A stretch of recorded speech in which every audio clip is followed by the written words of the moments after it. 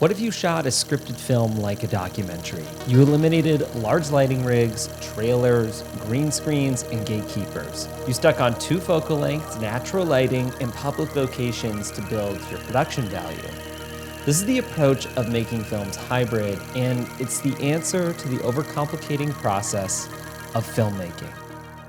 Based on all the evidence we have, we estimate you have 30 days left to put your affairs in. In Matthew McConaughey's book, Greenlight, he brings up the production of Dallas Buyers Club, a film no one would finance, and it was uncomfortably under budget. We made Dallas Buyers Club for $4.9 million in 25 days. We did not ask permission. We did not flinch. We took the hill. This limitation greenlit the film to be shot in a way we hadn't seen a Matthew McConaughey film. To that I say, all right, all right, all right. And frankly, any Oscar contender. This style was gritty and raw, blending both cinematic and indie with a pinch of documentary. This was the style of shooting the film Hybrid. Greenlight. Every film can be divided into 2 categories, narrative and documentary. One uses a script to map the story, and the other uses real life to dictate the direction, fact and fiction. But what if you blended these 2 styles of filmmaking together, using realism of documentary with the storytelling of scripted? We know these films as found footage, and they've been blending the realism of documentary with the budget of Hollywood for years. But what if you removed the hallmarks of documentary like shaky camera and bad lighting and talk to camera segments, making it a sort of stripped down scripted film? One of the biggest challenges that filmmakers have is to make an experience feel real. And this is one of the cheat codes that documentary has because the experience is real. Were you the mastermind that cheated the Olympics? Yes. The only challenge is to capture it properly. And the biggest thing to gather is emotion.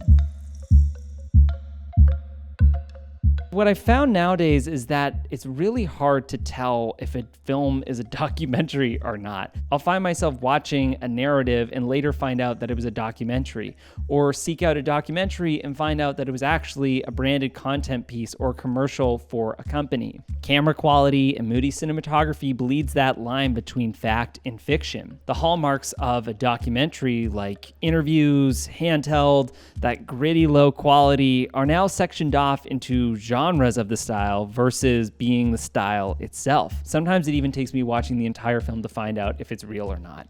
And even then I'm still like, is this what is this? My name is Willy Wonka. Obviously, we have big Hollywood blockbusters that are clearly using a budget and the image is incredibly clean, and that line between realistic and unrealistic is drawn out.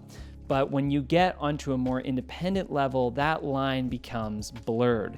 And to be honest, this is the way I like to make my own movies.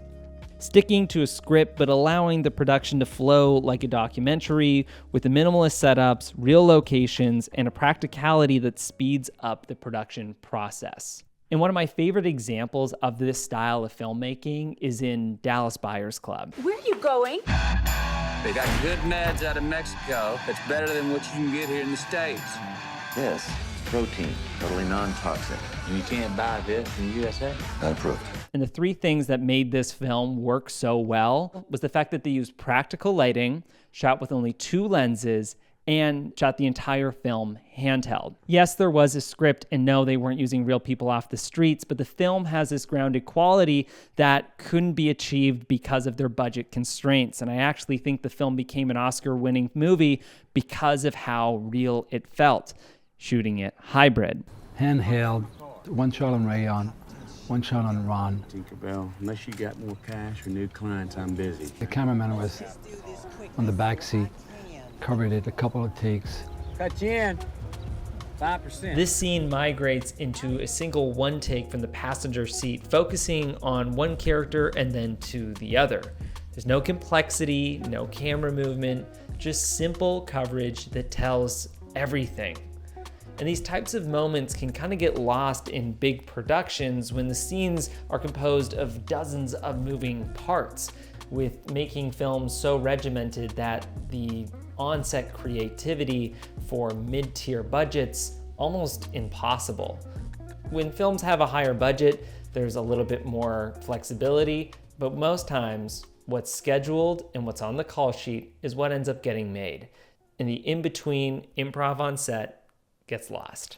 Now, before this video is over, it's important to thank our sponsor, which is Epidemic Sound. Epidemic Sound has thousands of tracks of music available for creators, commercial, and everything in between. The biggest reason why I love Epidemic Sound is because of their selection of stems on every single track that they have available. For example, this song, its original version feels a little bit full, but taking it apart and using just the stems makes it feel a whole lot better. They also have a large selection of sound effects available for all use cases. And if you're kind of looking for something more specific, they even have playlists that are designed for different video genres.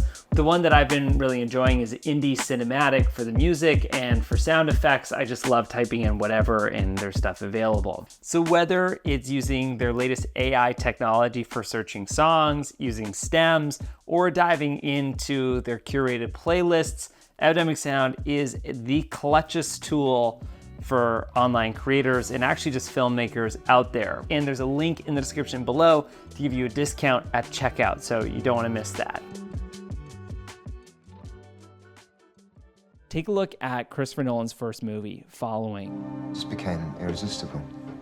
So you followed women? I followed anybody. I just wanted to see where they went, what they did. This was not $1 million movie. In fact, this was shot for $8,000, and a lot of it was shot guerrilla and hybrid. He filmed with close-ups to save money on wide shots, shooting near windows to avoid large lighting setups, and going to public outdoor spaces to strengthen the production value. And he also shot this in black and white to minimize on production design and color coordination. Most things kind of look good in black and white. You don't have to worry about a lot of production design elements. They all work within that same palette. And this style of filmmaking combats the unsustainable way of filmmaking that is being prioritized at the cinemas. The Hollywood model of making every film for over $100 million with the goal to make back that or even double is showing to be not the smartest.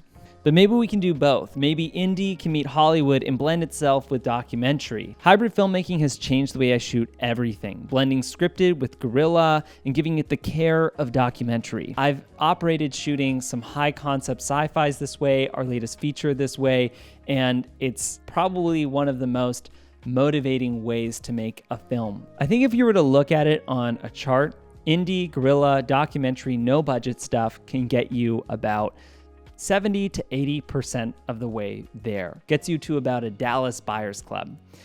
But then that Hollywood quality with the dollies, gimbals, cranes, full set crews, rented out locations, professional dialed in performers, everything gives you a polished look and gets you to 100%. But to be fair, we watch so much content at about a 70 to 80% polished look and are okay with it because it's about the story. And what documentary, hybrid filmmaking, and even Hollywood filmmaking can share with us is that story remains king no matter what the quality is. If hybrid filmmaking is something that really resonates with you, please take a look at this new program I'm working on. I'm really excited for it. You're the first people to see it. Yeah, give it a gander. I'm so excited. Watch this video. Filmmaking is overwhelming.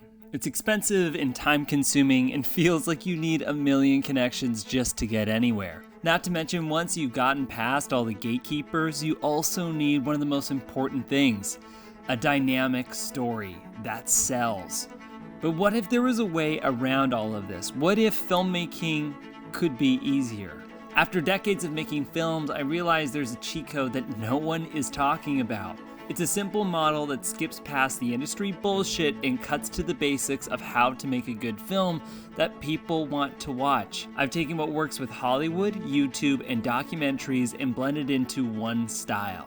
hybrid filmmaking. Hybrid is how I've made award-winning feature films, ambitious shorts starring friends and Hollywood actors, and propelled passion projects I could have only dreamed of making. We're gonna be talking about how to become a Swiss Army knife filmmaker. So you'll make a film from start to finish on the budget of under $100 with just tools and resources around you. You guys can sign up to a link below. This will get you access to the course whenever it first drops. It's gonna be a super fun 4 weeks. We're gonna be doing it live and interactive throughout this boot camp, and I promise you, if you follow by every single step, you will have a short film that you can submit to festivals in the span of 1 month.